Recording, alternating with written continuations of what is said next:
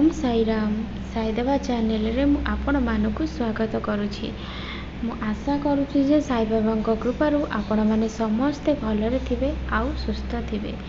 मु बाबा को प्रार्थना करुछि बाबांकर समस्त भक्त खुशी रे आउ सुख रे रुहंतु।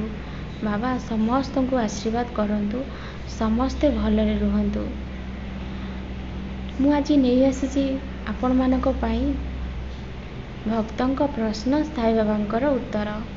आज गुरुवार, आज बाबांकर प्रिय बार। आज दिनटी रे तुम मन भितर जहाँ भी कष्ट जंत्रणा सबू लुचिकी रही सबू बाबांक पाखरे प्रकाश करिवे।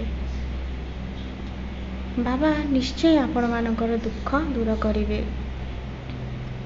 यही तीनोटी संख्या माध्यमरू गोटे संख्या मन भितर स्थिर करिवे आउ सेथिरे बाबा जहाँ उत्तर देथिबे ताकू निश्चय ग्रहण करिवे श्रद्धार सहित। तेबे जाई तुमको सफलता निश्चय मिलिबो। मु एबे संख्या कहूची 57 जो माने भाबिचंती बाबा कहउचंती 3 वर्षरू चली आसुथिबा कार्य शीघ्र होई जिवो। मंगल कार्य संपन्न होई नुआ कार्य आरंभ हेबो।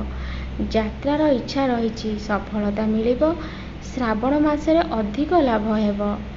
32 जो माने भाबिचंती बाबा कहउचंती आपणक उपरे असुविधा आसीबो, किंतु आपण सबुबेले साईराम साईराम जप करंतु।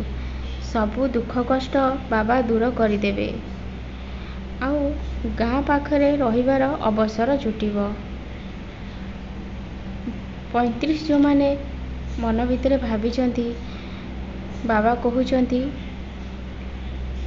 दैनंदिन खाद्य तथा धनर अभाव अनुभव हेबो नाही। श्री साईनाथ को आपणक भल मंदर चिंता अछि। आराध्य देवतांक सर्वदा स्मरण करंतु। दुईटी नुआ विषय हेबा द्वारा आनंद प्राप्त हेबो। समस्त असुविधा रामनवमीर पाखापाखि दूर होई सफलता प्राप्ति हेबो। मु एबे आपणको तीनोटी संख्या कहिदेली। आपण माने किंतु एहाकू पिला खेल बोली भाबिबेनी कि मन भितरे केबे हसीबेनी। देखिबे विश्वास रखंतु बाबा आपनको निश्चय सहायता करिवे। आपण माने बाबा को ऊपर यदि श्रद्धा विश्वास रखिथिबे बाबा आपण मानकू निश्चय सहायता करिवे।